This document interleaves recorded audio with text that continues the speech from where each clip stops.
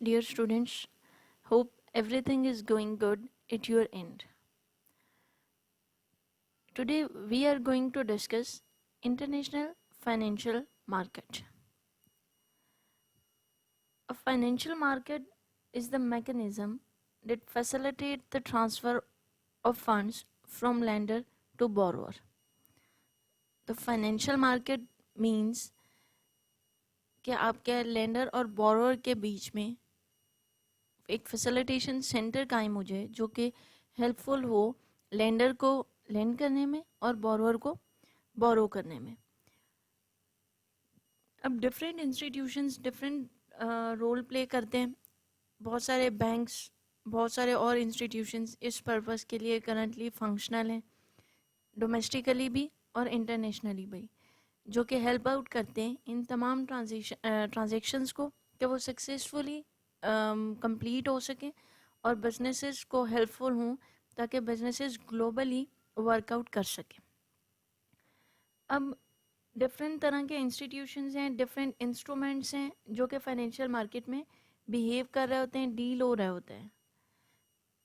अब जब एक लेंडर ने लेंड करना है मनी को और बोरोवर ने बोरो करना है, तो इसका मतलब ये हुआ कि लेंडर के पास सरप्लस फंड्स अवेलेबल हैं जो कि वो लेंड करना चाह रहे हैं, और बोरोवर के पास डेफिसिट है करेंसी का जो कि वो बोरो करना चाह रहे हैं ताकि वो उस गैप को मीट कर सके जो उसके बिजनेस और उसकी करेंसी या उसकी टोटल डिपॉजिट के दरमियान में जो गैप है उसको वो उस बोरोइंग कैपेसिटी के थ्रू मीट कर सके. अब जब फाइनेंशियल्स और फंड्स फ्लो करते हैं out of the domestic market, means कि आप बीइंग पाकिस्तान में ट्रेड कर रहे होगे तो वो फाइनेंशियल मार्केट हैंडल हो रही है आपकी stock exchange, Karachi stock exchange, Lahore stock exchange involve हुई हुई हैं, और आप विद इन द कंट्री किन्हीं भी कंपनीज के साथ डील कर रहे हो या बैंक्स के साथ डील कर रहे हो, तो वो फाइनेंशियल मार्केट होगी. अब जब आपने इस नेशनल बाउंड्री को क्रॉस किया और ट्रांसफ़र किया फंड्स को कहीं भी और other than outside your boundary, outside your national boundary, तो फिर वो इंटरनेशनल फाइनेंशियल मार्केट में एंटर हो जाती है ट्रांजैक्शन. इसका मतलब ये हुआ कि जब भी ट्रांसफ़र ऑफ फंड्स दो पार्टीज़ के दरमियान में हैंडल हो रहा हो और दोनों पार्टीज़ डिफरेंट कंट्रीज़ में रिसाइडिंग हो, तो फिर आप इंटरनेशनल फाइनेंशियल मार्केट में एंटर हो जाते हो. जो आपका अगर आपकी कंट्री बेस करेंसी के तौर पे यूज़ हो रही होगी तो डोमेस्टिक करेंसी जो है आपकी पाकिस्तान रुपी हो जाएगा, और अगर आप से फॉर एग्जांपल अमेरिकन और यूएई और इंग्लैंड के किसी भी बिजनेसमैन के साथ डील कर रहे हो, तो इसका मतलब आपकी कंट्री जो है वो आपकी डोमेस्टिक कंट्री होगी और पाकिस्तान रुपी आपकी डोमेस्टिक करेंसी होगी. जबकि जो international other than your country enter हुई है, वो कंट्री अगर अमेरिका की है तो अमेरिका अदर कंट्री होगी या काउंटर कंट्री हो जाएगी, और अमेरिकन करेंसी मींस डॉलर जो है वो काउंटर करेंसी के तौर पर डील हो जाएगा. अब अगर आपने फंड्स बोरो कर रहे हो तो आप बोरोअर हो, और अगर आप लेंड कर रहे हो तो आप के पास सरप्लस मनी है और बीइंग अ लेंडर आप इस ट्रांजैक्शन में बिहेव कर रहे होगे. अब international financial market is the worldwide marketplace in which buyers and sellers trade financial assets such as stocks, bonds, currencies, commodities, and derivatives across national borders. Across national borders mean कि आप अपने national border को cross करके किसी और country के साथ किसी भी ट्रांजेक्शन में एंटर हो गए हो. अब डिफरेंट इंस्ट्रूमेंट्स यूज़ हो रहे हैं, वो स्टॉक्स हों, बॉन्ड्स हों, करेंसीज हो, कमोडिटीज़ हों. स्टॉक्स हो गए या बॉन्ड्स हो गए, आपने शेयर्स परचेज कर लिए किसी भी कंपनी के, कोई कमोडिटी में सेल और परचेज के ट्रांजैक्शन में एंटर हो गया, या फिर डेरिवेटिव्स हो गए. अब नॉर्मली डेरिवेटिव्स का क्या मतलब होता है, कोई भी कॉन्ट्रैक्ट्स जैसे हमने ऑलरेडी डिस्कस किया, फॉरवर्ड कॉन्ट्रैक्ट है या फ्यूचर कॉन्ट्रैक्ट है या ऑप्शन की फैसिलिटी हम अवेल करना चाह रहे हैं, तो कोई भी ऐसा कॉन्ट्रैक्ट जिसमें हम किसी कमोडिटी को या किसी भी चीज़ को परचेज और सेल के एग्रीमेंट में एंटर हो जाते हैं तो वो डेरिवेटिव्स की फॉर्म में चेंज हो जाता है। अब सोर्सेज ऑफ इंटरनेशनल फंड्स क्या होते हैं? Different type of multilateral development banks जो हैं वो हो सकते हैं सोर्सेज ऑफ इंटरनेशनल फंड्स।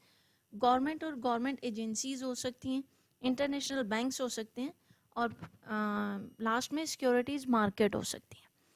अब flow of funds from provider to services, from providers to services seekers for of international funds take place through different institutions or instruments.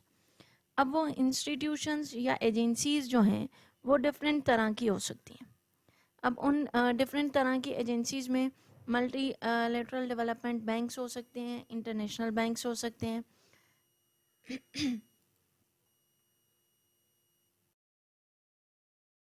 के लिए motive क्या होता है इंटरनेशनल फाइनेंशियल मार्केट को use करने का, कि इंटरनेशनल फाइनेंशियल मार्केट आपको हेल्प आउट करता है इंटरेस्ट रेट के डिफरेंस को मिनिमाइज करने में और मिटिगेट करने में। से फॉर एग्जांपल आप पाकिस्तान में हो और पाकिस्तान रुपी को एज ए करेंसी डील कर रहे हो, तो फिर आपके पास डिफरेंट इंटरेस्ट रेट होगा जो पाकिस्तान में प्रिवेल कर रहा होगा। सिमिलरली अगर कॉन्ट्रैक्ट जो है इंटरनेशनल फाइनेंशियल मार्केट में आपका चाइना के बिजनेसमैन के साथ है, तो चाइनीज़ करेंसी का और पाकिस्तानी करेंसी में का जो इंटरेस्ट रेट का डिफरेंस है, फाइनेंशियल मार्केट बेसिकली उस डिफरेंस को मिटिगेट करके फॉरेन एक्सचेंज के थ्रू आपको हेल्प आउट करती है कि आप बिजनेस ट्रांजेक्शन को सक्सेसफुली हैंडल कर सकें। Now what are the segments of international financial market? Basically international financial market foreign exchange market पे डिपेंड कर रही होती है, इंटरनेशनल बॉन्ड्स मार्केट होती है, इंटरनेशनल इक्विटी मार्केट होती है, और इंटरनेशनल मनी मार्केट होती है। अब फॉरेन एक्सचेंज मार्केट को हम ऑलरेडी डिस्कस कर चुके हुए हैं कि फॉरेन एक्सचेंज मार्केट किस तरीके से बिहेव कर रही होती है। तो इंटरनेशनल बॉन्ड मार्केट में क्या चीज़ें होती हैं और वो किस तरीके से एक्ट करती है? International bond market basically with the bond, whether it is a foreign bond, a euro bond, or some other format, you are loaning money to a company or to a government entity under the promise that you will be paid back in full for the amount over the life of the bond. You will also receive interest payments that help you to build more financial wealth. अब different तरह के bonds prevail कर रहे होते हैं market में। अगर हम अपनी डोमेस्टिक मार्केट को ही कंसिडर करें तो हमारे पास ज़ीरो कूपन बॉन्ड होता है, विदाउट कूपन बॉन्ड होता है, नॉन ज़ीरो कूपन बॉन्ड होता है, फिर हमारे पास परपेचुइटीज़ होती हैं।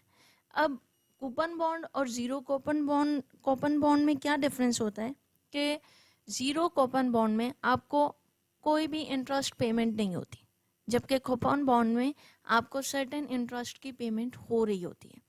अब बॉन्ड की लाइफ बेसिकली कैरी किस तरीके से होती है कि आप कोई भी बॉन्ड परचेज करते हैं तो आपको या तो वो at par access at par मिलता है या फिर बिलो दिन पार मिलता है, और फिर उसके साथ सर्टेन इंटरेस्ट रेट जो है वो अटैच होता है, जो through out the life of the bond जब तक कि उसकी मेचोरिटी नहीं आ जाती वो आपको रिसीव होता जाता है।